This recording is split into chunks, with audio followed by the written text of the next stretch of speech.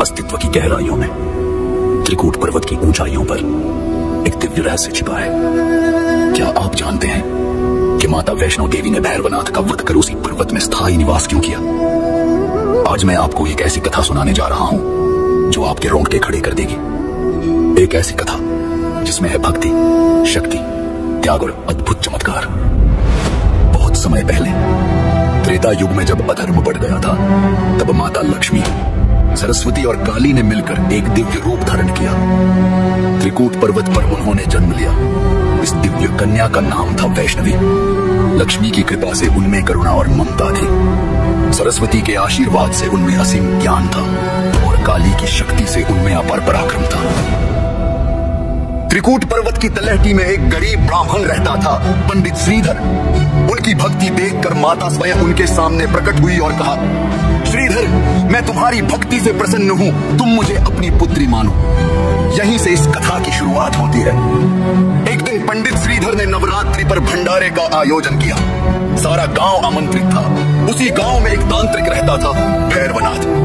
बहुत शक्तिशाली था, पर उसका मन अहंकार से भरा हुआ था। जब वह भंडारे में आया तो उसने उस बालिका वैष्णवी को देखा और मोहित हो गया। उसने पंडित श्रीधर से कहा, मैं वैष्णवी से विवाह करना चाहता हूँ। ये सुनते ही सन्नाटा छा गया। माता वैष्णवी बोली, मैं आदिशक्ति हूँ, मेरा विवाह असंभव है। मेरा उद्देश्य केवल अपने भक्तों की सेवा है। ये सुनकर भैरवनाथ क्रोधित हो उठा और माता वैष्णवी अदृश्य हो गई। भैरवनाथ ने प्रण लिया कि वह वैष्णवी को खोजेगा। माता वैष्णवी त्रिकूट पर्वत की ओर चली और भैरवनाथ उनका पीछा करता रहा। ये पीछा 9 महीनों तक चला। रास्ते में माता को प्यास लगी। उन्होंने धरती पर बाण मारा और वहां से एक जलधारा निकली। यह स्थान आज बाणगंगा कहलाता है। फिर माता ने एक चट्टान पर विश्राम किया। उनके चरणों के निशान उस चट्टान पर अंकित हो गए, जिसे आज चरण पादुका कहा जाता है। इसके बाद माता एक गुफा में पहुंची, जहां उन्होंने 9 महीने तक तपस्या की। यह स्थान अर्धकुमारी कहलाता है। माता ने भैरवनाथ को अंतिम आसर देने का निर्णय लिया, लेकिन उसका अहंकार अब भी नहीं टूटा था।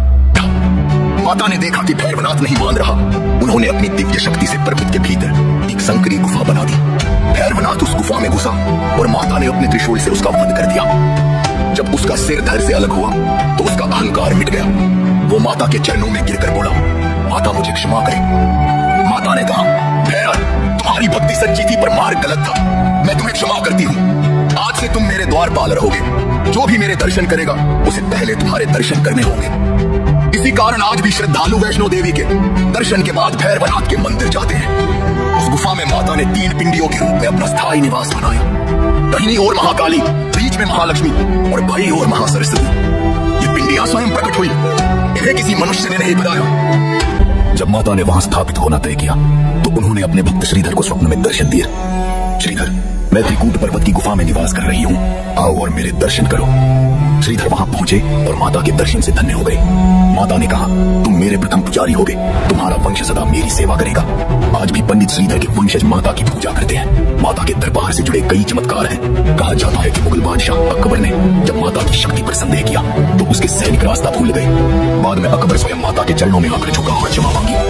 ये कथा हमें सिखाती है, भक्ति सर्वोपरि है, अहंकार विनाश का कारण है, क्षमा महान गुण है और नारी शक्ति अनंत है। जो सच्चे मन से माता को पुकारता है, उसकी हर मनोकामना पूर्ण होती है।